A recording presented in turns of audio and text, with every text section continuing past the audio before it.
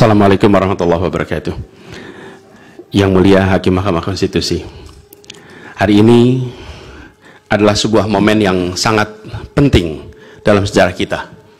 Kami berdiri dengan penuh rasa hormat di depan Mahkamah Konstitusi untuk menyampaikan sebuah situasi yang mendesak dan kritis, serta memerlukan pertimbangan mendalam dan keputusan yang bijaksana. Bangsa dan negara kita ini sedang berada di dalam titik krusial, sebuah persimpangan yang akan menentukan arah masa depan kita.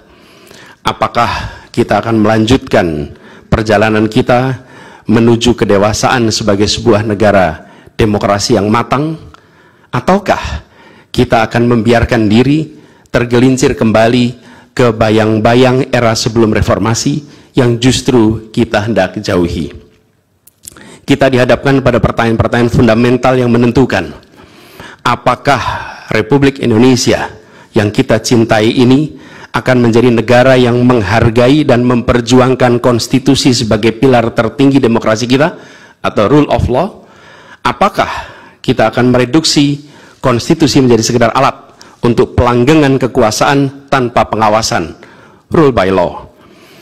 Kita harus memutuskan apakah kita akan menjadi negara yang mengakui dan menghormati hak setiap individu untuk menentukan pikiran dan menyuarakan pilihannya secara bebas dan independen yang merupakan esensi dari demokrasi, atau kita justru berpaling dari prinsip tersebut dan memilih di mana suara oligarki diberi prevalensi, mengesampingkan kesejahteraan umum dan mengabaikan kepentingan nasional yang lebih luas.